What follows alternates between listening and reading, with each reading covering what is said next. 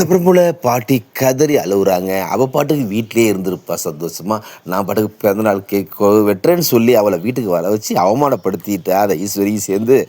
ரொம்பவே வேதனையா இருக்கு சொல்றது.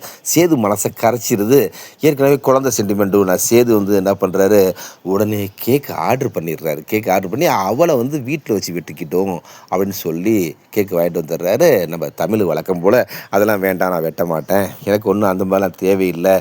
இவரு வந்து வீம்புக்கு பண்ணுறதுலாம் எனக்கு தேவையில்ல அப்படிங்கிறப்ப, பாட்டி வந்து இல்லப்பா என் மனசு கஷ்டமா இருக்கும்மா. நீ வெட்டினா தான் என் மனசு ஆறுதலாகும்.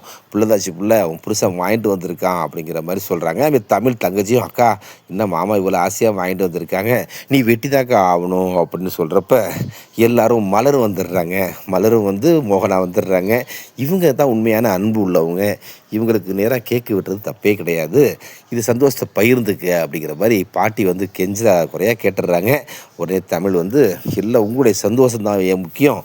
எனக்கு வந்து நம்ம குடும்பத்தில அன்பா உள்ளவங்க என் சுத்தி இருந்தாலே அதுவே போதும்." அப்படிங்கிற மாரி நம்ம தமிழ் வந்து கேக்கு வெட்டுறாங்க. இருந்தாலும் இந்த ஈஸ்வரிக்கும், இந்த தாமரைக்கும் ஏன் இந்த அளவு